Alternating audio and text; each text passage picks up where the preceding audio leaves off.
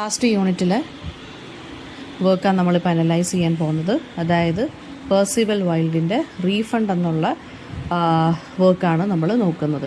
So first of all Percival wild ആരാണ്? Percival wild എന്ന് പറയുന്നത് ന്യൂയോർക്ക് സിറ്റിയിൽ ജനിച്ച ഒരു റൈറ്ററാണ്. ആൻഡ് അദ്ദേഹം ഇലക്ട്രിക്കൽ എഞ്ചിനീയറിംഗ് ഒക്കെ കഴിഞ്ഞ ആളാണ്.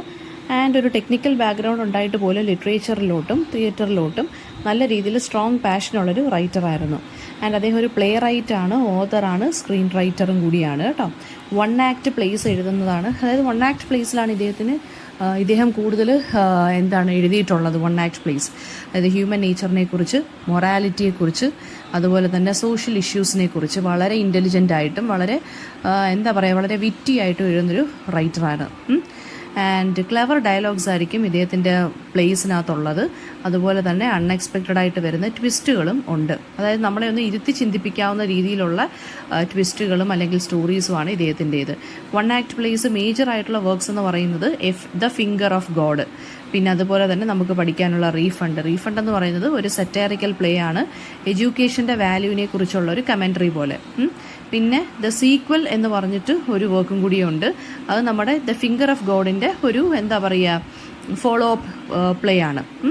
പിന്നെ അദ്ദേഹത്തിൻ്റെ വർക്ക്സിനകത്ത് വരുന്ന തീംസ് ഞാൻ നേരത്തെ പറഞ്ഞ പോലെ ഹ്യൂമൻ ബീയിങ്സിൻ്റെ നെഗറ്റീവ് ഷെയ്ഡ്സിനെ കുറിച്ച്, മെറ്റീരിയലിസത്തിനെ കുറിച്ച്, അതുപോലെ തന്നെ മോറൽ വാല്യൂസിനെ കുറിച്ചൊക്കെയാണ് വരുന്നത്. അപ്പോൾ വൈൽഡിൻ്റെ പ്ലേസ് പോപ്പുലർലി എല്ലാം വൺ ആക്ട് കോമഡീസ് ആണ്. അതായത് ഒരു ആക്റ്റേ കാണത്തുള്ളൂ. അത് ഇപ്പോഴും സ്കൂൾസിലും കോളേജസിലും കമ്മ്യൂണിറ്റി തിയേറ്റേഴ്സിലും ഒക്കെ പെർഫോം ചെയ്യുന്നവയാണ്. ഹ്യൂമർ പ്ലസ് കമൻറ്ററിയാണ് അദ്ദേഹത്തിൻ്റെ വർക്കിനകത്ത് നിൽക്കുന്നത്. വളരെ പ്രൊവോക്കിംഗ് ആയിട്ടും എൻ്റർടൈനിങ് ആയിട്ടുള്ള ലിറ്ററേച്ചർ അല്ലെങ്കിൽ പ്ലേസ് ആണ് ഇദ്ദേഹം എഴുതുന്നത്. സോ റീഫണ്ട് എന്ന് പറയുന്നത് ഒരു വൺ ആക്ട് പ്ലേ ആണ്.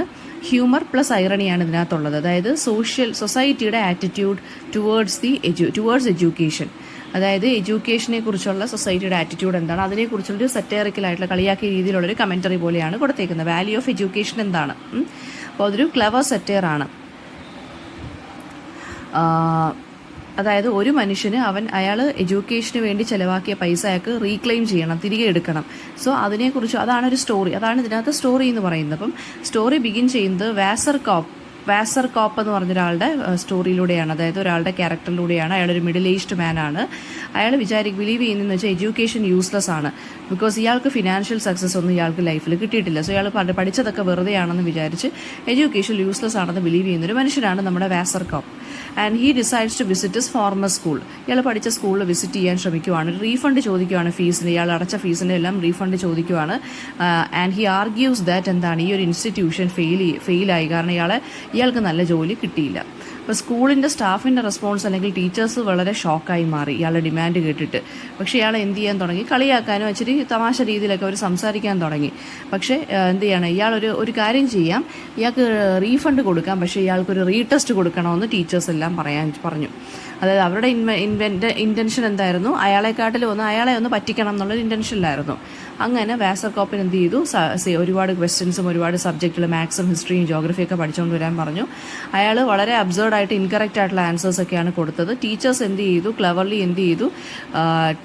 ട്വിസ്റ്റ് ചെയ്തു. അതായത് ഇയാളുടെ റെസ്പോൺസസ് എല്ലാം കറക്റ്റ് ആണെന്നും പറഞ്ഞ് ക്ലെവറായിട്ട് ഒന്ന് ഡീൽ ചെയ്തു ഇയാളുമായിട്ട്.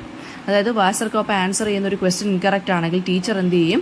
അതിനെ ജസ്റ്റിഫൈ ചെയ്യും. അതായത് ഇയാളുടെ റെസ്പോണ്ടിനെ എന്ത് ചെയ്തു? ഇൻ്റർപ്രറ്റ് ചെയ്യുന്നത് ഇയാൾ പറഞ്ഞത് കറക്റ്റാണ് എന്നുള്ള രീതിയിൽ. അവസാനം ലാസ്റ്റ് റൗണ്ട് ആയപ്പോൾ വാസർ കോപ്പിൻ്റെ അടുത്ത് ഒരു ട്രിക്കി മാത്തമാറ്റിക്സ് ക്വസ്റ്റ്യൻ ചോദിച്ചു. അയാളത് ഇൻകറക്റ്റ് ആയിട്ടാണ് ആൻസർ പറഞ്ഞത്. ദിസ് ടൈം എന്ത് ചെയ്തു? പ്രിൻസിപ്പൾ എന്ത് ചെയ്തു? പ്രിൻസിപ്പൾ സ്റ്റേറ്റ് ചെയ്തു വാസർ കോപ്പിൻ്റെ ആൻസർ എന്ന് പറയുന്നത് എന്താണ്? His mentally incapable of understanding his own worth എന്നുള്ള രീതിയിലങ്ങ് ആക്കി. അതായത് ഇയാൾ ഓരോ തെറ്റായിട്ടുള്ള ആൻസർ പറയുമ്പോഴും ഇവർ കറക്റ്റ് ആണെന്നുള്ള രീതിയിലൊക്കെ ആക്കിയിട്ട് ഇയാളെ എന്ത് ചെയ്യും? ഇയാളെ ജസ്റ്റ് ഒന്ന് കളിയാക്കിക്കൊണ്ടായിരിക്കും സംസാരിക്കുന്നത്. സോ അതുപോലെ ഇയാൾക്ക് മനസ്സിലാവുന്നില്ല. അപ്പം ലാസ്റ്റ് ഒരു മാത്തമാറ്റിക്കൽ ക്വസ്റ്റ്യൻ ചോദിക്കുമ്പോൾ ഇയാൾ തെറ്റായിട്ടുള്ള ഉത്തരം പറയുമ്പോൾ പ്രിൻസിപ്പൾ എന്ത് ചെയ്യുമെന്ന് വെച്ചാൽ അതിനൊരു കൗണ്ടർ അടിക്കും. പ്രിൻസിപ്പൾ പറയുന്നത് എന്താണ്? ഈ ആൻസർ കേട്ട് കഴിഞ്ഞാൽ ഇയാൾ മെൻ്റലി ഇൻകേപ്പബിൾ ആണെന്നേ മനസ്സിലാക്കത്തുള്ളൂ, അല്ലാതെ ഇയാൾക്ക് കാര്യങ്ങൾ മനസ്സിലാക്കി എടുക്കാനുള്ളൊരു ബുദ്ധി ഇല്ലെന്നാണ് ഇയാളെക്കുറിച്ച് പറയുന്നത്. സോ എഡ്യൂക്കേഷൻ എഫക്റ്റീവാണ്. കാരണം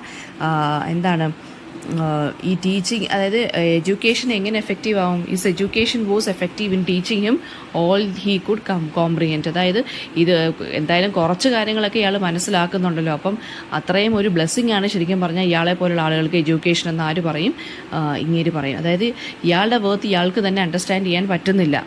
അതായത് ഇയാൾക്ക് കഴിവ്, അതായത് ഇയാൾ പറയുന്നതെല്ലാം തെറ്റായിട്ടുള്ള ആൻസേഴ്സാണ്. സോ ഇയാൾക്ക് തന്നെ അതുപോലും ഒരു ബോധം ഇല്ലാതെ ഇങ്ങനെ ആൻസേഴ്സ് തെറ്റായിട്ടുള്ളത് ഇങ്ങനെ വിളിച്ചു പറഞ്ഞുകൊണ്ടിരിക്കും. അപ്പോൾ പ്രിൻസിപ്പൾ പറയാണ് ശരിക്കും പറഞ്ഞു കഴിഞ്ഞാൽ ഇയാൾക്ക് എഡ്യൂക്കേഷൻ കൊടുത്തത് തന്നെ ഒരു ബ്ലെസ്സിങ് ആണെന്നാണ് പറയുന്നത്. ആൻഡ് ഫ്രസ്ട്രേറ്റഡ് ആയിട്ട് ഇയാൾ എന്ത് ചെയ്യുകയാണ്, ഇയാൾക്ക് ഇനി ആർഗ്യൂ ചെയ്യാൻ പറ്റുന്നില്ല. അപ്പോൾ വാസർകോപ്പ് എന്ത് ചെയ്യുകയാണ്, റീഫണ്ട് ചോദിക്കാതെ തിരികെ പോവുകയാണ് ചെയ്യുന്നത്. ടീച്ചേഴ്സ് എന്ത് ചെയ്തു, അവരുടെ വിക്ടറി സെലിബ്രേറ്റ് ചെയ്യുവാണ്. അതായത് സ്കൂളിൻ്റെ റെപ്യൂട്ടേഷനും എഡ്യൂക്കേഷൻ്റെ വാല്യൂവും അപ്ഹോൾഡ് ചെയ്തിട്ട് ടീച്ചേഴ്സ് ഇയാൾ തിരികെ പോകുന്നത് കണ്ടിട്ട് എന്ത് ചെയ്യുകയാണ്, അയാളുടെ വിക്ടറി സെലിബ്രേറ്റ് ചെയ്യുകയാണ് ചെയ്തത്. അപ്പോൾ തീം വരുന്നത് എന്താണ്, വാല്യൂ ഓഫ് എഡ്യൂക്കേഷൻ. അതായത് ഈ പ്ലേ ക്വസ്റ്റ്യൻ ചെയ്യുന്നത് സൊസൈറ്റിയുടെ എക്സ്പെക്റ്റേഷനാണ്. അതായത് എഡ്യൂക്കേഷൻ ഒരിക്കലും ഫിനാൻഷ്യൽ ആയിട്ടുള്ള സക്സസ് നമുക്ക് ഗ്യാരണ്ടി ചെയ്യുന്നില്ല. അപ്പം വർത്ത് ഓഫ് എഡ്യൂക്കേഷൻ എന്ന് പറഞ്ഞ് ഫിനാൻഷ്യൽ ആയിട്ടുള്ള സക്സസ് അല്ല. നമ്മളെ ഒന്ന് പോളിഷ് ചെയ്തെടുക്കുക, അല്ലെങ്കിൽ എന്താണ് ഒന്ന് എന്താ പറയുക, നമ്മളെ ഒന്ന് പറയുന്നത് ഷേപ്പ് ചെയ്തെടുക്കുക, അല്ലെങ്കിൽ മോൾഡ് ചെയ്തെടുക്കുക. എഡ്യൂക്കേഷൻ എന്ന് പറയുമ്പോൾ നമ്മുടെ ക്യാരക്ടർ വരും, പേഴ്സണാലിറ്റി, അതിൽ അങ്ങനത്തെ ഫാക്ടേഴ്സ് എല്ലാം വരും. മോൾഡ് ചെയ്തെടുക്കുക എന്നുള്ളതാണ് എഡ്യൂക്കേഷൻ്റെ ഒരു എയിം എന്ന് പറയുന്നത്. അല്ലാതെ അതിനകത്ത് ജോലി കിട്ടുന്നില്ല അങ്ങനെയല്ല എന്നാണ് പറയുന്നത് അദ്ദേഹം.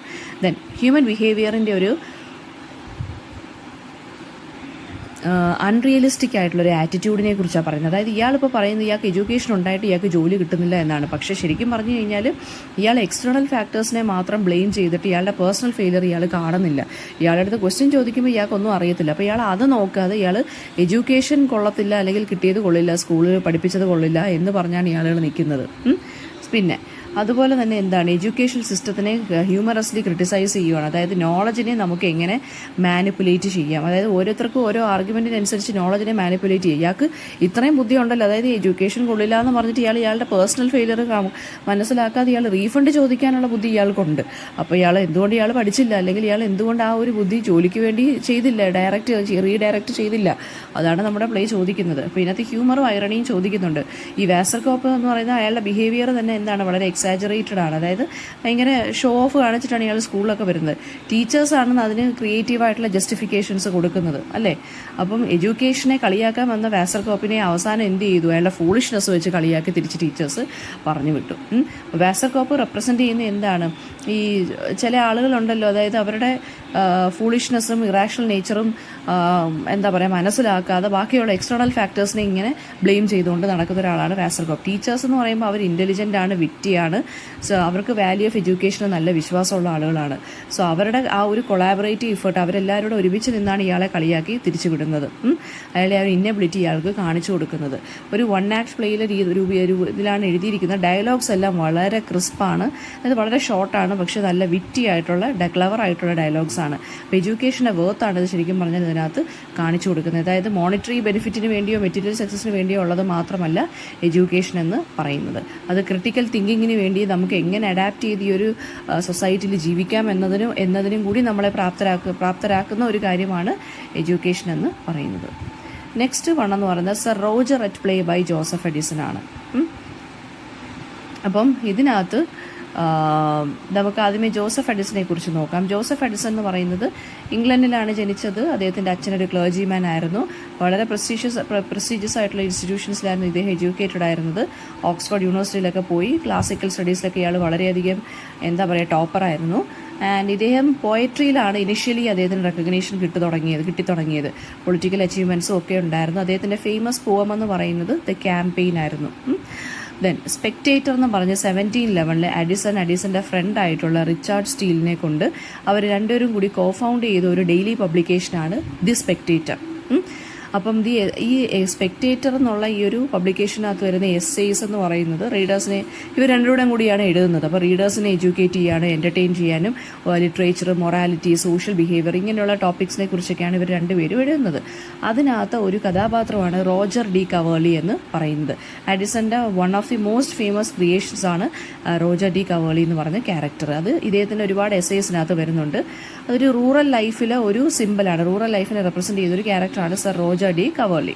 ഓക്കെ, എഡിസന്റെ റൈറ്റിംഗ് എന്ന് പറയുന്നത് mostly it focused on morality, അല്ലെങ്കിൽ സൊസൈറ്റി എങ്ങനെ ഇമ്പ്രൂവ് ചെയ്യാം, ആളുകൾ പാലിക്കേണ്ട മോറലായിട്ടുള്ള കാര്യങ്ങൾ എന്തൊക്കെയാണെന്നൊക്കെയാണ്. അതായത് ക്ലാരിറ്റി, ഹ്യൂമർ, അതുപോലെ തന്നെ എന്താണ് വളരെ ഇങ്ങനെയുള്ള കാര്യങ്ങളിലാണ് ഇദ്ദേഹം പ്രത്യേകം ശ്രദ്ധിക്കുന്നത്.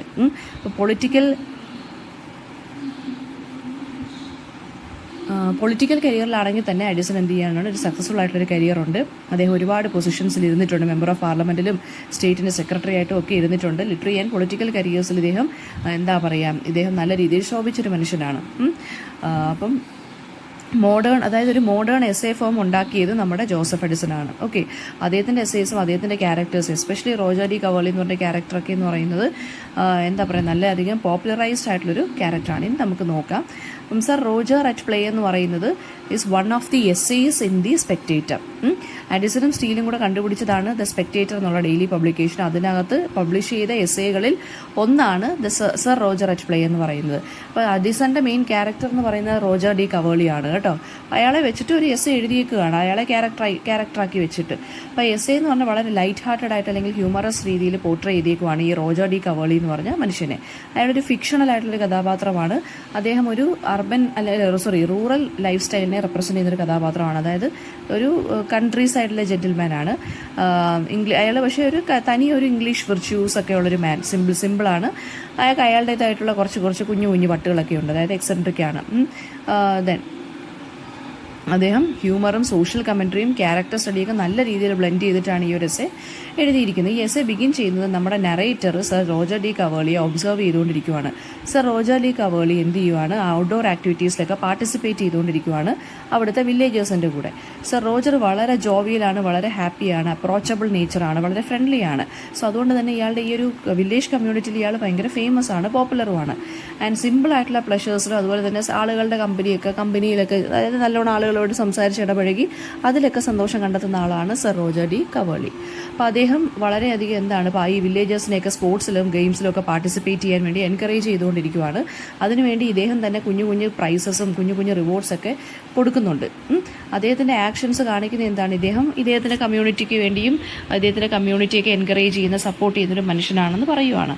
പിന്നെ സർ റോജർ ഈ ആക്ടിവിറ്റീസിൽ ഇയാളും സ്വയം എന്ത് ചെയ്യുന്നുണ്ട്, പാർട്ടിസിപ്പേറ്റ് ചെയ്യുന്നുണ്ട്. അദ്ദേഹത്തിന് വളരെ ഇച്ചിരി ഏജ്ഡ് ആണ്, എന്നാലും ഇദ്ദേഹം പാർട്ടിസിപ്പേറ്റ് ചെയ്യുന്നുണ്ട്. അപ്പോൾ ആ എന്തൂസിയാസവും വില്ലിങ്നെസ്സും എന്ന് പറയുന്നത് യൂത്ത്ഫുൾ ആയിട്ടുള്ളൊരു എനർജിയാണ് കാണിക്കുന്നത്. അതുകൊണ്ട് തന്നെ ഇയാൾ വളരെ റിലേറ്റബിൾ ആയിട്ടും വളരെ ചാമിങ് ആയിട്ടുള്ളൊരു ക്യാരക്ടറുമാണ് ഇയാൾക്ക്. അപ്പം എഡിസൺ ശരിക്കും പറഞ്ഞാൽ ഇതിനെ ഹൈലൈറ്റ് ചെയ്യുകയാണ് സർ റോജറിൻ്റെ ആ ഒരു ഹംബിൾ ബാക്ക്ഗ്രൗണ്ടിനെ കുറിച്ചും അയാളുടെ ഇന്നസെൻസിനെ കുറിച്ചും. അയാളിങ്ങനെ അഭിനയിക്കുമല്ല അല്ലെങ്കിൽ പ്രിട്ടൻഡ് ചെയ്യുമല്ല. അപ്പോൾ അതൊക്കെയാണ് എഡിസൺ ഇവിടെ പോർട്രേ ചെയ്യുന്നത്. അപ്പോൾ ഇത് also it explores the relationship between sir Roger and the villages. റോജറും വില്ലേജസും തമ്മിലുള്ള റിലേഷൻഷിപ്പിനെ കുറിച്ച് ഇത് പറയുന്നുണ്ട്. അപ്പോൾ ഇയാളൊരു ലാൻഡ് ലോഡ് എന്ന പോലെ ഇവരെല്ലാവരും റെസ്പെക്ട് ചെയ്യുന്നുണ്ട്. അതുപോലെ തന്നെ ഇയാളുടെ അടുത്ത് കളിയാക്കി പറയുന്നുണ്ട്, തമാശ പറയുന്നുണ്ട്. സോ ഒരു അതോറിറ്റിയും ഉണ്ട്, ഒരു ഫ്രണ്ട് എന്നുള്ള രീതിയിൽ ഇയാളെ കൺസിഡർ ചെയ്യുന്നുണ്ട് വില്ലേജസ്. അപ്പോൾ എസ്സേ വളരെ ഹ്യൂമറസ് ആയിട്ടാണ് പറയുന്നത്. റെസ്പോൺസിബിൾ ആയിട്ട് അല്ലെങ്കിൽ വളരെയധികം ദയാലുവായിട്ടുള്ള ഒരു അരിസ്റ്റോക്രാറ്റിക് പേഴ്സൺ. സോ ഇദ്ദേഹം ഒരു റോൾ മോഡൽ പോലെയാണ് ആളുകളെല്ലാം കാണുന്നത്. അതായത് പവറിലിരിക്കുന്ന ആളുകളെല്ലാം ഇങ്ങനെ വേണം എന്നാണ് ശരിക്കും പറഞ്ഞത് സർ റോജർ ഡി കവേർലിയെ പോലൊരു ക്യാരക്ടർ വെച്ചിട്ട് എഡിസൺ നമുക്ക് പോർട്രേ ചെയ്ത് കാണിക്കുന്നത്. അപ്പം ഇയാൾ ഒരു ഐഡിയൽ കൺട്രി സ്ക്വയർ ആണ്, അതായത് ഐഡിയൽ കൺട്രി മാൻ ആണ്. ആൻഡ് ഇദ്ദേഹത്തിൻ്റെ പൊസിഷൻ വെച്ചിട്ട് ഇദ്ദേഹത്തെ കമ്മ്യൂണിറ്റിയും കൂടി ഉയർത്തിക്കൊണ്ടുവരാൻ ശ്രമിക്കുവാണ്. സിമ്പിളായിട്ടുള്ള ലൈഫാണ്, റൂറൽ ലൈഫാണ്, സിമ്പിളായിട്ടുള്ള ആക്ടിവിറ്റീസിലൊക്കെ വളരെ ഹാപ്പി ആയിട്ട് പങ്കെടുക്കുന്നൊരു മനുഷ്യനാണ് ഇദ്ദേഹം. ഇദ്ദേഹത്തിൻ്റെ ബാക്കിയുള്ള ഫാമിലി, ഈ കമ്മ്യൂണിറ്റിയുമായിട്ടുള്ള ബാക്കിയുള്ള വില്ലേജസുമായിട്ടുള്ള അടുപ്പം അതാണ് കാണിക്കുന്നത്.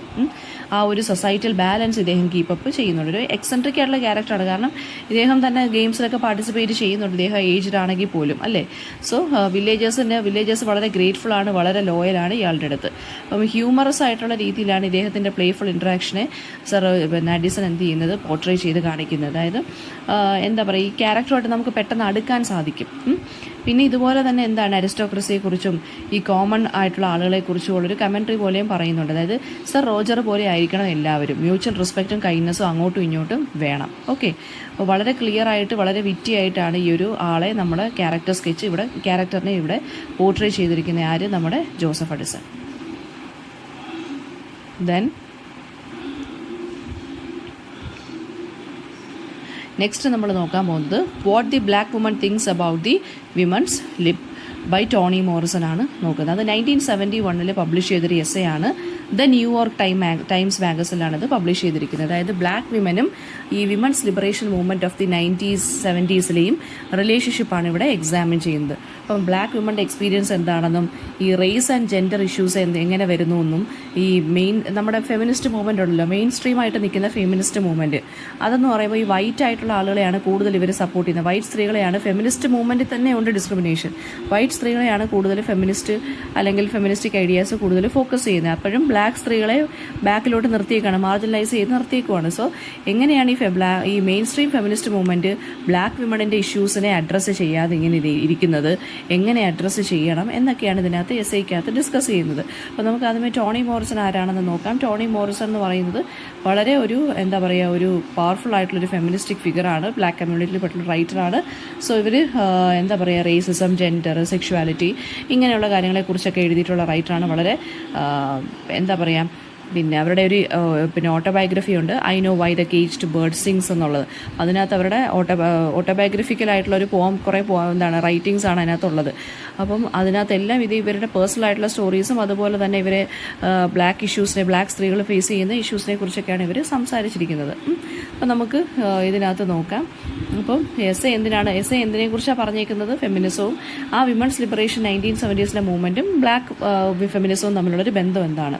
അപ്പോൾ മോറിസൺ ബിഗിൻ ചെയ്യുന്നതെന്ന് വെച്ച് കഴിഞ്ഞാൽ ബ്ലാക്ക് വിമൺ എന്ന് പറയുന്നത്, അതായത് ഈ ബ്ലാക്ക് വിമണിൻ്റെ attitude towards the women's liberation movement അതെന്താണെന്നാണ് പറയുന്നത്. അതായത് ഒരു ക്രിട്ടിക്കൽ ആയിട്ടുള്ള പെർസ്പെക്റ്റീവിലൂടെയാണ് പറയുന്നത്.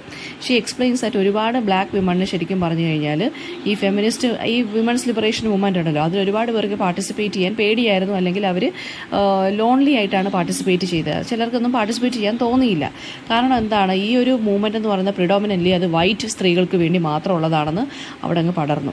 അല്ലെങ്കിൽ അത് മിഡിൽ ക്ലാസ്, അതായത് ഇങ്ങനെയുള്ള ആളുകൾക്ക് വേണ്ടി മാത്രമാണ്, ഞങ്ങൾക്ക് വേണ്ടി സംസാരിക്കാൻ ആരുമില്ല, സോ അതുകൊണ്ട് ഞങ്ങൾ ആരും ഈ ഒരു മൂവ്മെൻറ്റിൽ പാർട്ടിസിപ്പേറ്റ് ചെയ്യുന്നില്ല എന്നുള്ള രീതിയിലായിരുന്നു ബ്ലാക്ക് വിമൺ കമ്മ്യൂണിറ്റി നിന്നിരുന്നത്. സോ റേസിസവും സെക്സിസവും കൂടി ബ്ലാക്ക് സ്ത്രീകളെക്കുറിച്ച് പറയുകയാണെന്നുണ്ടെങ്കിൽ അവിടെ എന്തൊക്കെ വരും? സാധാരണ സ്ത്രീകൾ ഫേസ് ചെയ്യുന്നത് സെക്സിസമാണ് അല്ലേ, വിമൺ ആണെന്നുള്ള രീതിയിൽ അവർക്ക് ഒരുപാട് കാര്യങ്ങൾ ഡിസ്ക്രിമിനേറ്റ് ചെയ്ത് മാറ്റി നിർത്തപ്പെടുന്നു. പക്ഷേ ഈ ബ്ലാക്ക് കമ്മ്യൂണിറ്റിയിൽപ്പെട്ട ആളുകൾ എന്തൊക്കെ ഫേസ് ചെയ്യണം? ഡബിൾ ആയിട്ടുള്ള ഡിസ്ക്രിമിനേഷനാണ് അവർ ഫേസ് ചെയ്യുന്നത്. അതിനകത്ത് അവർ കളറും വരുന്നുണ്ട്, അതിനകത്ത് അവർ ആസ് എ വുമൺ ജെൻഡറിൻ്റെ ഇഷ്യൂവും വരുന്നുണ്ട്. ഓക്കെ, ഹിസ്റ്റോറിക്കൽ കോണ്ടെക്സ്റ്റ് എടുത്ത് നോക്കുകയാണെന്നുണ്ടെങ്കിൽ ടോണി മോറിസൺ ട്രേസ് ചെയ്യുന്നത് അമേരിക്കൻ ഹിസ്റ്ററിയിലെ ബ്ലാക്ക് വിമണിൻ്റെ പൊസിഷൻ എന്താണെന്നാണ്. അതായത് അവർ ഹൈലൈറ്റ് ചെയ്യുന്നത് സ്ലേവറിയുടെ സമയത്തും ബ്ലാക്ക് വിമണിന് ഒരുപാട് ബ്രൂട്ടലായിട്ടുള്ള കാര്യങ്ങൾ ഫേസ് ചെയ്യേണ്ടി വന്നിട്ടുണ്ട്. ബോത്ത് കളറിൻ്റെ ഇഷ്യൂ വന്നിട്ടുണ്ട്, ജെൻഡറിൻ്റെ ഒപ്രഷനും വന്നിട്ടുണ്ട്. സ്ത്രീ ആയതിൻ്റെ പേരിലും ഡിസ്ക്രിമിനേഷൻ ഫേസ് ചെയ്തിട്ടുണ്ട്, കളറിൻ്റെ പേരിലും ഡിസ്ക്രിമിനേഷൻ ഫേസ് ചെയ്തിട്ടുണ്ട്. സോ അതുകൊണ്ട് തന്നെ ഡബിൾ ഒപ്രഷനാണ് ഇവർക്ക് ഫേസ് ചെയ്യേണ്ടി വന്നിട്ടുള്ളത്. സോ ഹിസ്റ്ററി എന്താണ് പറഞ്ഞേക്കുന്നതെന്ന് വെച്ചാൽ ബ്ലാക്ക് വിമൺ എന്ന് പറയുന്നത് അതായത് നമ്മളിപ്പോൾ അമേരിക്കൻ ഹിസ്റ്ററി നോക്കിയാൽ തന്നെ ഇവർക്ക് വേണ്ടി ആരും സംസാരിച്ചിട്ടില്ല. അപ്പോൾ അതുകൊണ്ട് തന്നെ ഇവർക്ക് ഈ വിമൻസ് ലിബറേഷൻ മൂവ്മെൻറ്റിലോട്ട് പാർട്ടിസിപ്പേറ്റ് ചെയ്യാൻ ഇവർക്കൊരു മടിയായിരുന്നു. അതായത് അവർ ഈ വൈറ്റ് സ്ത്രീകൾക്ക് കിട്ടിയ ഫ്രീഡം പോലും ആർക്കില്ലായിരുന്നു, ഈ ബ്ലാക്ക് കമ്മ്യൂണിറ്റിയിൽപ്പെട്ട സ്ത്രീകൾക്ക് കിട്ടിയിട്ടില്ലായിരുന്നു. അവർ domestic and caregiving roles തന്നെയാണ് ഇപ്പോഴും കണ്ടിന്യൂ ചെയ്ത് പോയിക്കൊണ്ടിരുന്നത്. അവരുടെ ആ ഒരു ഡ്യുവൽ സ്ട്രഗിളാണ്. കാരണം റേസിസത്തിനെതിരെയും സെക്സിസത്തിനെതിരെയും ഇവർ ഫൈറ്റ് ചെയ്യേണ്ടി വന്നു അല്ലേ. അപ്പം വിമൻസ് ലിബറേഷൻ മൂവ്മെൻറ്റ് ഫോക്കസ് ചെയ്തത് ജെൻഡർ ഇക്വാളിറ്റിക്ക് വേണ്ടി മാത്രമാണ്. അതിനകത്ത് കളറിൻ്റെ കാര്യമോ റേസിസത്തിൻ്റെ കാര്യമോ ഒന്നും പറഞ്ഞിട്ടില്ല. സോ ബ്ലാക്ക് വിമണിന് ശരിക്കും പറഞ്ഞാൽ ഇക്കണോമിക് ഇനിക്വാളിറ്റി, എഡ്യൂക്കേഷൻ്റെ കാര്യം, ഈ റേസിസത്തിൻ്റെ കാര്യം, ഇതുപോലെ തന്നെ ജെൻഡർ ഡിസ്ക്രിമിനേഷൻ്റെ കാര്യം, അങ്ങനെ ഒരുപാട് ഇഷ്യൂസ് വരുന്നുണ്ട്. അപ്പോൾ ഈ വൈറ്റ് ഫെമിനിസ്റ്റോ അല്ലെങ്കിൽ മെയിൻ സ്ട്രീം ആയിട്ടുള്ള ഫെമിനിസ്റ്റിക് മൂവ്മെൻറ്റ് അല്ലെങ്കിൽ നമ്മുടെ വിമൻസ് ലിബറേഷൻ മൂവ്മെൻറ്റ് അതിനെക്കുറിച്ചൊന്നും സംസാരിച്ചിട്ടില്ല എന്നുള്ളൊരു പരാതി ബ്ലാക്ക് കമ്മ്യൂണിറ്റിയിലുള്ള സ്ത്രീകളുടെ ഇടയിൽ ഉണ്ടായിരുന്നു. മോറിസൺ എക്സ്പ്ലോർ ചെയ്യുന്നതെന്ന് വെച്ചാൽ ബ്ലാക്ക് വിമനും ബ്ലാക്ക് മെന്നും തമ്മിലൊരു റോള് പറയുന്നുണ്ട്. അതായത് ബ്ലാക്ക് വിമൺ എന്ന് പറയുന്നത് അവർ they feel a responsibility to stand in solidarity with black men. അതായത് റേഷ്യൽ ഒപ്രഷനെതിരെ ഫൈറ്റ് ചെയ്യുകയാണെന്നുണ്ടെങ്കിൽ ബ്ലാക്ക് സ്ത്രീകളും കൂടി ബ്ലാക്ക് മെനിൻ്റെ കൂടെ നിന്നാണ് ഫൈറ്റ് ചെയ്യുന്നത്. പക്ഷേ സെക്സിസത്തിൻ്റെ കാര്യം വരുമ്പോൾ അവരുടെ കമ്മ്യൂണിറ്റിയിൽ നിന്ന് പോലും ആണുങ്ങൾ ഇവരുടെ കൂടെ നിന്ന് ഫൈറ്റ് ചെയ്യത്തില്ല, അവരൊറ്റപ്പെട്ടാണ് ഫൈറ്റ് ചെയ്യേണ്ടി വരുന്നത്. അപ്പോൾ ഈ ഒരു ടെൻഷൻ ഉണ്ടല്ലോ, അത് കോംപ്ലിക്കേറ്റ് ചെയ്യുന്നുണ്ട് ബ്ലാക്ക് വിമണിൻ്റെ റിലേഷൻഷിപ്പ് വിത്ത് ഫെമിനിസത്തിനെ. അതായത് വൈറ്റ് ഫെമിനിസ്റ്റുകൾ എന്ത് ചെയ്യാണ്, റേസിസത്തിനെ കുറിച്ച് ഒരിക്കലും അഡ്രസ്സ് ചെയ്യുന്നില്ല, അല്ലെങ്കിൽ ഇവർക്ക് വേണ്ടി ആരും സംസാരിക്കുന്നില്ല. അപ്പോൾ ഈ ഫെമിനിസത്തിനെ റിജക്റ്റ് ചെയ്യുകയല്ല മോറിസൺ സജസ്റ്റ് ചെയ്യുന്നതെന്ന് വെച്ചാൽ ബ്ലാക്ക് വിമണിന് അവരുടേതായിട്ടുള്ളൊരു കൈൻഡ് ഓഫ് ലിബറേഷൻ വേണം, ഒരു യുണീക്ക് ആയിട്ടുള്ള ലിബറേഷൻ, അല്ലെങ്കിൽ അവർക്ക് യുണീക്ക് ആയിട്ടുള്ളൊരു കാഴ്ചപ്പാടാണ് ലിബറേഷൻ എന്ന് വെച്ചാൽ അവരുടെ മീനിങ്. അപ്പോൾ അവിടെ റേസും ക്ലാസ്സും ജെൻഡറും എല്ലാം വരുന്നുണ്ട്. ഒരു ഇൻക്ലൂസീവ് ആയിട്ടുള്ള അല്ലെങ്കിൽ ഫെമിനിസ്റ്റിക് അപ്രോച്ചാണ് ഇവർക്ക് വേണ്ടുന്നതെന്നാണ് പറയുന്നത്. അതായത് ഇങ്ങനെയുള്ള സ്ത്രീകളെ വിമൺ ഓഫ് കളർ എന്നാണ് പറയുന്നത്, ബ്രൗൺ അല്ലെങ്കിൽ ബ്ലാക്ക് കളറിൽ വരുന്ന സ്ത്രീകളെ, ഐ മീൻ ആ ഒരു കളർ ടോണിൽ വരുന്ന ആളുകളെ വിമൺ ഓഫ് കളർ എന്നാണ് പറയുന്നത്, അല്ലെങ്കിൽ പീപ്പിൾ ഓഫ് കളർ. അപ്പോൾ അവർക്ക് വേണ്ടി കുറച്ചും കൂടി അവരെയും കൂടി ഇൻക്ലൂഡ് ചെയ്യുന്ന ഫെമിനിസ്റ്റിക് ആയിട്ടുള്ള അപ്രോച്ച് വേണം എന്നാണ് ആര് പറയുന്നത്, ടോണി മോറിസൺ പറയുന്നത്. സോ വളരെ എന്താ പറയുക, ഇൻ്റർസെക്ഷനാലിറ്റി എന്നുള്ള ഐഡിയയാണ് ആര് കൊണ്ടുവരുന്നത് ഇവിടെ, ടോണി മോറിസൺ കൊണ്ടുവരുന്നത്. ഇൻ്റർസെക്ഷനാലിറ്റി എന്ന് വെച്ചാൽ ഒരു മീറ്റിംഗ് പോയിന്റ്, എന്തിൻ്റെയൊക്കെ meeting point, race, gender, class, sexism, ഇതെല്ലാം കൂടെ വരുന്ന ഒരു മീറ്റിംഗ് പോയിന്റാണ് ബ്ലാക്ക് കമ്മ്യൂണിറ്റിയിൽപ്പെട്ട സ്ത്രീകൾക്ക് വേണ്ടുന്നത്. ഇതെല്ലാം ഇൻ്റർ കണക്റ്റഡ് ആയിട്ട് നിന്ന് പ്രവർത്തിച്ചാലേ ഇത് ശരിയാക്കാൻ പറ്റില്ല. അത് ഓരോന്നും ഐസൊലേറ്റഡ് ആയിട്ടാണെന്നുണ്ടെങ്കിൽ ഇതിനൊരു വരത്തില്ല, ഒരു കളക്റ്റീവ് പവർ വരത്തില്ലെന്നാണ് ടോണി മോറിസൺ പറയുന്നത്. പിന്നെ ബ്ലാക്ക് വിമണിൻ്റെ എക്സ്പീരിയൻസിൽ അമേരിക്കൻ ഹിസ്റ്ററിയിലൊക്കെ വെച്ച് പറയുന്നുണ്ട്. അപ്പം ഇവിടെ എങ്ങനെയാണ് റേസും ജെൻഡർ ഓപ്പറേഷനും ഒന്നും ഈ അമേരിക്കൻ ഹിസ്റ്ററിയിൽ ബ്ലാക്ക് സ്ത്രീകളുടെ കാര്യങ്ങളോ അല്ലെങ്കിൽ അവരുടെ ഈ ഫേസ് ചെയ്യുന്ന ഇഷ്യൂസിനെ കുറിച്ച് ഒന്നും പറയുന്നില്ല. പിന്നെ അതുപോലെ തന്നെ വൈറ്റ് ഫെമിനിസത്തിനെ ക്രിട്ടിസൈസ് ചെയ്യുന്നുണ്ട്, കാരണം അവർ ഇവർക്ക് വേണ്ടി ഒന്നും സംസാരിച്ചിട്ടില്ല. അപ്പോൾ മോറിസന്റെ എസ്സേക്കകത്ത് എന്താ പറയുന്നത്, ലിമിറ്റേഷൻസിനെ കുറിച്ചാണ് പറയുന്നത് ഫെമിനിസത്തിൻ്റെ ആ ഒരു അപ്രോച്ചിനകത്തുള്ള. അതായത് വിമൻസ് ലിബറേഷൻ മൂവ്മെൻറ്റ് ശരിക്കും പറഞ്ഞു കഴിഞ്ഞാൽ ഈ ബ്ലാക്ക് കമ്മ്യൂണിറ്റിക്ക് വേണ്ടി ഒന്നും ചെയ്തില്ല. പിന്നെ അതുപോലെ തന്നെ ബ്ലാക്ക് വിമണിൻ്റെ സ്ട്രെങ്ത്തിനെ കുറിച്ചും അവർക്ക് റെസിസ്റ്റൻസിനെ കുറിച്ചും പറയുന്നുണ്ട്. അവർ ശരിക്കും പറഞ്ഞാൽ ഫാമിലിയും സപ്പോർട്ട് ചെയ്യുന്നുണ്ട്, കമ്മ്യൂണിറ്റിയെ സപ്പോർട്ട് ചെയ്യുന്നുണ്ട്. പക്ഷേ അവർക്ക് വേറെ എവിടെ നിന്നും ഇവർക്ക് സപ്പോർട്ട് കിട്ടുന്നില്ല, അല്ലേ? അവർക്ക് ഹെവി റെസ്പോൺസിബിലിറ്റിയാണ് ഉള്ളത്. ആൻഡ് ദെൻ പിന്നെന്താ പറഞ്ഞേക്കുന്നത് അവർ, അപ്പോൾ മോറിസന്റെ എസ്സേ പറഞ്ഞേക്കുന്നത് ഇപ്പോഴും റിലവൻ്റ് ആയിട്ടുള്ളൊരു കാര്യത്തിനെ കുറിച്ചാണ്. അപ്പോൾ ഫെമിനിസം എന്ന് പറയുമ്പോൾ എന്താണ്, ഇൻ്റർസെക്ഷണൽ ഫെമിനിസമാണ് വേണ്ടുന്നത്. അതായത് എല്ലാ കാര്യങ്ങളെയും ഉൾക്കൊള്ളിച്ച് വേണം, എല്ലാ സ്ത്രീകൾക്കും കൂടി വേണ്ടി വേണം ആര് സംസാരിക്കാൻ, ഫെമിനിസം സംസാരിക്കാൻ. അല്ലാതെ ഒരു ഗ്രൂപ്പ് ഓഫ് ആളുകൾക്ക് വേണ്ടി മാത്രം ആവരുത് അവർ സംസാരിക്കുന്നത്. സോ ബ്ലാക്ക് വിമണിൻ്റെ സ്ട്രഗിളിനെ കുറിച്ചും ഒക്കെയാണ് ഇവിടെ ഇതിനകത്ത് പറഞ്ഞു പോകുന്നത്. ദെൻ നെക്സ്റ്റ് വൺ എന്ന് പറയുന്നത്, ലാസ്റ്റ് വർക്ക് എന്ന് പറയുന്നത് I know what you think of me by Tim Kreider. Tim ക്രീഡറിൻ്റെ എസ്സേ ആണ് I know what you think of me. അതിനകത്ത് സെൽഫ് അവെയർനെസ്സിനെ കുറിച്ച് അല്ലെങ്കിൽ നമ്മൾ ഫേസ് ചെയ്യുന്ന വൾണറബിലിറ്റിയെക്കുറിച്ച്, ഡിസ്കംഫർട്ടിനെ കുറിച്ചൊക്കെയാണ് പറയുന്നത്. അതായത് ബാക്കിയുള്ള ആളുകൾ നമ്മളെക്കുറിച്ച് എങ്ങനെയാണ് പെർസീവ് ചെയ്യുന്നതെന്ന് ആലോചിച്ച് എപ്പോഴും വറീഡായിട്ടിരിക്കുന്ന ആളുകളാണ് നമ്മളിൽ 80% ആയിട്ടുള്ള ആളുകൾ. സോ ആ ആളുകൾ, അപ്പോൾ നമ്മളിപ്പം വേറൊരാൾക്ക് നമ്മളെക്കുറിച്ച് മോശം അഭിപ്രായമാണെങ്കിൽ നമ്മൾ അതിനെക്കുറിച്ച് ആലോചിച്ച് വറീഡായിട്ടിരിക്കും. എങ്ങനെയെങ്കിലും നമ്മൾ എന്താണ്, എല്ലാവരുടെയും മുമ്പിൽ ഒരു നല്ല പിള്ള ചമയലാണ് നമ്മളെല്ലാവരും ചെയ്യുന്നത്. സോ ന്യൂയോർക്ക് ടൈംസിൽ പബ്ലിഷ് ചെയ്തൊരു എസ്സേയാണിത്. വളരെ പേഴ്സണലായിട്ടും യൂണിവേഴ്സലായിട്ടുള്ളൊരു തീമിനെ കുറിച്ചാണ് ഇത് പറഞ്ഞു പോയിരിക്കുന്നത്. നമുക്ക് ബാക്കിയുള്ളവർക്ക് നമ്മളെക്കുറിച്ചുള്ള ഇമേജ് എന്താണ്, നമ്മുടെ മൈൻഡിൽ നമ്മളെക്കുറിച്ചുള്ളൊരു കോൺസെപ്റ്റ് എന്താണ്, ഇതൊക്കെയാണ് ഇതിനകത്ത് എക്സാമിൻ ചെയ്യുന്നത്. അപ്പോൾ ടിം ക്രീഡർ ആരാണെന്ന് നമുക്ക് നോക്കാം. ടിം ക്രീഡർ എന്ന് പറയുന്നത് ഒരു അമേരിക്കൻ എസ്സയിസ്റ്റാണ്, കാർട്ടൂണിസ്റ്റാണ്. അതുപോലെ തന്നെ എന്താണ്, ഹ്യൂമറസ് ആയിട്ടുള്ള രീതിയിലൊക്കെ മോഡേൺ ലൈഫിനെ കുറിച്ചൊക്കെ എഴുതുന്ന ആളാണ്, ഓഥറാണ്. പിന്നെ എന്താണ്, ജോൺ ഹോപ്കിൻസ് യൂണിവേഴ്സിറ്റിയിലൊക്കെയാണ് ഇദ്ദേഹം പഠിച്ചതൊക്കെ.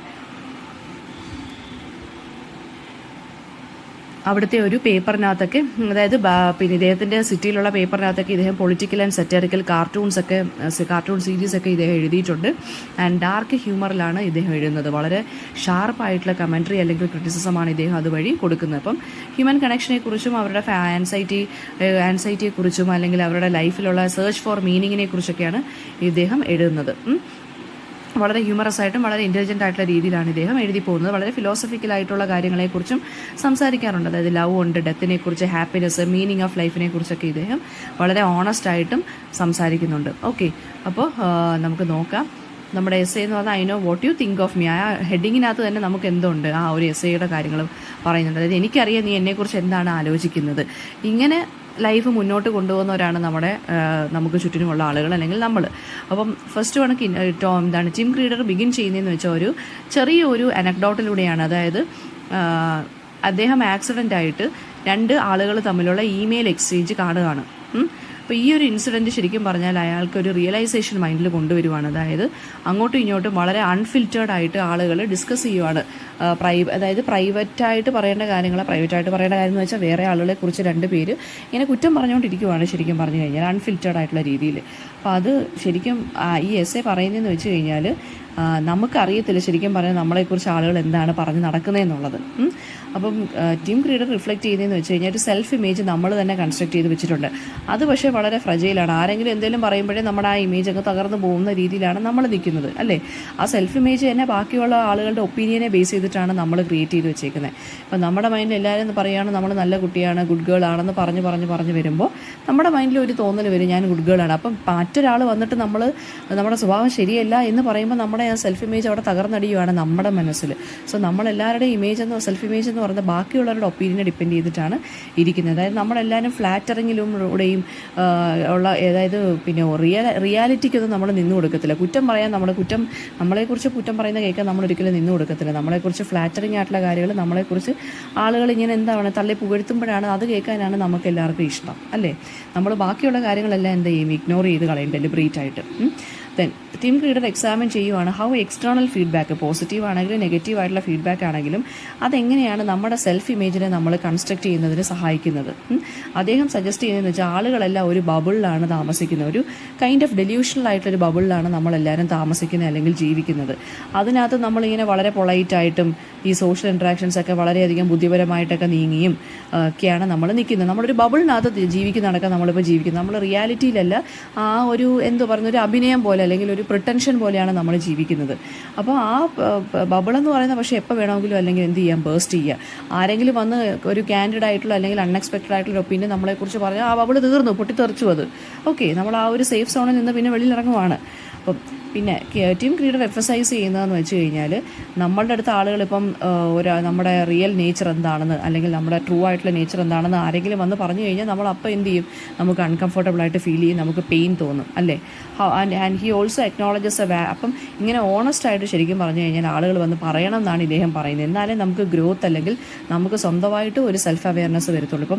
ഇപ്പം നമ്മൾ പറയുന്ന കാര്യങ്ങളാണെങ്കിൽ നമ്മൾ എഴുതുന്ന ആൻസേഴ്സ് ആണെങ്കിലും പറയുന്ന ആൻസേഴ്സ് ആണെങ്കിലും തെറ്റാണെന്ന് പറയുമ്പോഴല്ലേ നമ്മൾ വീണ്ടും ശരിയായിട്ടുള്ള ആൻസർ പഠിക്കത്തുള്ളൂ, അല്ലേ? മറ്റേ ടീച്ചർ ശരിയാണെന്ന് പറഞ്ഞെങ്കിൽ മുന്നോട്ട് നീങ്ങിക്കഴിഞ്ഞാൽ നമ്മൾ പഠിക്കുമോ? ഇല്ല. നമ്മൾ ഈ വീണ്ടും തെറ്റുത്തരം നമ്മൾ എന്ത് എഴുതും, എക്സാമിനെടുത്ത് എഴുതും. സോ നമ്മളെ കറക്റ്റ് ചെയ്യാൻ വേണ്ടി ഇങ്ങനെ ഓണസ്റ്റ് ആയിട്ടുള്ള ക്രിറ്റിസിസം ഒക്കെ നല്ലതാണ് എന്നാണ് ഇദ്ദേഹം പറയുന്നത്. ആൻഡ് അതുപോലെ തന്നെ ഇദ്ദേഹം പറയുന്നത് ഡിസ്കംഫോർട്ടൊക്കെ നമുക്ക് തോന്നുമെങ്കിലും എന്താണ് ശരിക്കും പറഞ്ഞു കഴിഞ്ഞാൽ നമ്മൾ ഇങ്ങനെ പേടിച്ച് ജീവിക്കണ്ടേ? ഒരാൾ വന്ന് മൂത്തടിച്ചതുപോലെ നിങ്ങൾ കൊള്ളില്ല എന്ന് പറയുവാണെങ്കിൽ അതവിടെ തീർന്നു. അപ്പോഴും നമ്മൾ ആ ഇമേജ് അവിടെ ഇമേജ് നമ്മുടെ മൈൻഡിൽ തകരുമായിരിക്കും നമ്മളെക്കുറിച്ചുള്ള. പക്ഷേ എന്നാലും നമുക്കൊരു ആശ്വാസമുണ്ട്, അയാൾ മുഖത്തടിച്ച പോലെ വന്ന് പറഞ്ഞല്ലോ. സോ അതിൽ നമ്മളൊരു കംഫർട്ട് കൊണ്ടുവരണം എന്നാണ് പറയുന്നത്. And towards and team leader reflect ചെയ്യുന്നതെന്ന് വെച്ച് കഴിഞ്ഞാൽ നമ്മൾ ഈ ബാക്കിയുള്ളവരുടെ ഒപ്പീനിയൻസിന് വേണ്ടി ഇങ്ങനെ വെയിറ്റ് ചെയ്തിരിക്കുന്നത് ശരിക്കും പറഞ്ഞാൽ വളരെ യൂസ്ലെസ് ആയിട്ടുള്ളൊരു കാര്യമാണ്. ഇൻസ്റ്റഡ് അദ്ദേഹം പറയുന്നത് നമ്മൾ ഡീപ്പറായിട്ട് നമ്മുടെ മീനിങ് ഫുൾ ആയിട്ടുള്ള കണക്ഷൻസ് ഒക്കെ നമ്മൾ ക്രിയേറ്റ് ചെയ്യുക, നമ്മളുമായിട്ടും ബാക്കിയുള്ളവരുമായിട്ട് മീനിങ് ഫുൾ ആയിട്ടുള്ള കണക്ഷൻസ് ഒക്കെ കീപ്പ് ചെയ്യുക നമ്മൾ. ഓക്കെ, എന്നിട്ട് ഒറിജിനാലിറ്റിക്ക് അല്ലെങ്കിൽ റിയാലിറ്റിക്ക് നമ്മൾ ഇമ്പോർട്ടൻസ് എപ്പോഴും കൊടുക്കുക, അല്ലെങ്കിൽ ട്രൂത്തിന് നമ്മൾ എപ്പോഴും ഇമ്പോർട്ടൻസ് കൊടുക്കുക. ഈ ഒരു എസ്സേക്കകത്ത് പറയുന്നതെന്ന് വെച്ചാൽ how we see ourselves plus how others see us. ഈ രണ്ട് കാര്യങ്ങളാണ് ഈ എസ്സേക്കകത്ത് ഡിസ്കസ് ചെയ്യുന്നത്. നമ്മളെങ്ങനെയാണ് നമ്മളെ സ്വയം നോക്കിക്കാണുന്നത്, നമ്മളെക്കുറിച്ച് എങ്ങനെയാണ് ബാക്കിയുള്ളവർ കാണുന്നത്. ഇത് തമ്മിലുള്ളൊരു ഒരു ഡിസ്പാരിറ്റിയാണ് ഇതിനകത്ത് പറയുന്നത്, ഈ ഒരു എസ്സേക്കകത്ത് പറയുന്നത്, ആ ഒരു ഡിസ്കംഫേർട്ട്. പിന്നെ ഓണസ്റ്റായിട്ട് ഓണസ്റ്റിക്ക് നമ്മൾ ഇമ്പോർട്ടൻസ് കൊടുക്കുക. അത് അൺകംഫർട്ടബിളായിട്ട് തോന്നിയാലും നമ്മളെ പേഴ്സണൽ ഗ്രോത്തിനും നമ്മുടെ ഡീപ്പറായിട്ടുള്ള റിലേഷൻഷിപ്സ് ഫോം ചെയ്യാനും ഓണസ്റ്റിയാണ് ഏറ്റവും നല്ലത്. ഉള്ള കാര്യം ഉള്ളതുപോലെ തുറന്നു പറഞ്ഞാൽ പിന്നെ നമ്മൾ കള്ളങ്ങൾ പറഞ്ഞുകൊണ്ടും കള്ളങ്ങൾ കേട്ടുകൊണ്ടും നിൽക്കേണ്ട കാര്യമില്ല. ഓക്കെ, ദെൻ വളരെ ബോൾഡായിട്ടും ജെന്യൂനായിട്ടുള്ള കാര്യങ്ങൾ നമ്മൾ കേൾക്കുക അല്ലെങ്കിൽ പറയുക. ഒരു കോൺവെർസേഷണൽ ടോണിൽ ഹ്യൂമറസ് ആയിട്ടും കുറച്ച് തോട്ട് പ്രൊവോക്കിംഗ് ആയിട്ടുള്ള രീതിയിലുമാണ് ഇദ്ദേഹം എഴുതുന്നത്. പേഴ്സണൽ എക്സ്പീരിയൻസ് ഒക്കെ വെച്ചിട്ടാണ് ഇദ്ദേഹം എഴുതുന്നത്. ഈ ഒരു എസ്സേ ശരിക്കും പറഞ്ഞാൽ സൊസൈറ്റിയെ ക്രിട്ടിസൈസ് ചെയ്യുകയാണ്, അല്ലെ? ആവശ്യമില്ലാത്ത പൊളൈറ്റ്നെസ് അല്ലെങ്കിൽ പ്രിട്ടൻഷനൊന്നും നമുക്ക് വേണ്ട, ഒരു ഫേക്ക്നെസ് ഒന്നും നമുക്ക് വേണ്ട. ഓണസ്റ്റ് ആയിട്ടുള്ള കമ്മ്യൂണിക്കേഷൻ എൻകറേജ് ചെയ്യുന്ന രീതിയിലാണ് ഇദ്ദേഹം എഴുതിയിരിക്കുന്നത്. അതായത് ഒതൻറ്റിക് ആയിട്ടുള്ള റിലേഷൻഷിപ്സിനെ നമ്മളെപ്പോഴും സപ്പോർട്ട് ചെയ്യുക. ഓക്കെ, പിന്നെ ഹ്യൂമൻ ഡിസയറിനെ കുറിച്ച് ഇദ്ദേഹം പറയുന്നുണ്ട്. അതായത് ബാക്കിയുള്ള ആളുകളുടെ പെർസെപ്ഷന് കൺട്രോൾ ചെയ്യുക, അല്ലെങ്കിൽ നമ്മൾ അവരുടെ ആ ഒരു പെർസെപ്ഷൻ അനുസരിച്ച് ജീവിക്കാൻ ശ്രമിക്കുക. ഇതൊക്കെയെന്ന് വെച്ച് കഴിഞ്ഞാൽ വളരെ ഇഡിയോട്ടിക് ആയിട്ടുള്ള ഐഡിയ ആണെന്നാണ് ആര് പറയുന്നത്, നമ്മുടെ ടീം ലീഡർ പറയുന്നത്. നമുക്കൊരു പേഴ്സണൽ ഫ്രീഡം വേണം. അതായത് ബാക്കിയുള്ളവർ എന്ത് വേണമെങ്കിലും ചിന്തിച്ചോട്ടെ എന്നുള്ളൊരു ലെറ്റ് ഗോ നമ്മുടെ മൈൻഡിൽ ഉണ്ടെന്നുണ്ടെങ്കിൽ, ആറ്റിറ്റ്യൂഡ് നമുക്കും ഉണ്ടെങ്കിൽ നമുക്കും എന്ത് ചെയ്യാം, നമുക്ക് ഫ്രീഡത്തോടുകൂടി നമുക്ക് ജീവിക്കാം. അല്ലാതെ ഈ ഡ്രസ്സ് ഇട്ടാൽ മറ്റേ ആളുകൾ എന്ത് പറയും, അല്ലെങ്കിൽ ഇങ്ങനെ ചെയ്തു കഴിഞ്ഞാൽ മറ്റേ ആളുകൾ എന്ത് പറയും, എന്നെക്കുറിച്ച് എന്ത് വിചാരിക്കും, ഇങ്ങനെ ചിന്തിച്ചു കഴിഞ്ഞാൽ നമ്മൾ എപ്പോഴും ആ ഒരു കംഫർട്ട് സോണിനകത്തേ നിൽക്കത്തുള്ളൂ. And there is no growth in comfort zone, അതാണ് ഇദ്ദേഹം പറയുന്നത്. അപ്പോൾ വളരെ സീരിയസ് ആയിട്ടുള്ളൊരു ഇഷ്യൂവിനെ ഇദ്ദേഹം എന്ത് ചെയ്യുവാണ്, നല്ല രീതിയിൽ സിംപ്ലറായിട്ട് ഇദ്ദേഹം പറഞ്ഞ് പോവുകയാണ് ചെയ്യുന്നത്. അപ്പോൾ സെൽഫ് അവെയർനെസ് ഉണ്ടായിരിക്കണം. പിന്നെന്താണ് പറയുന്നത്, നമ്മുടെ പെർസ്പെക്റ്റീവിന് നമ്മൾ ഇമ്പോർട്ടൻസ് കൊടുക്കുക.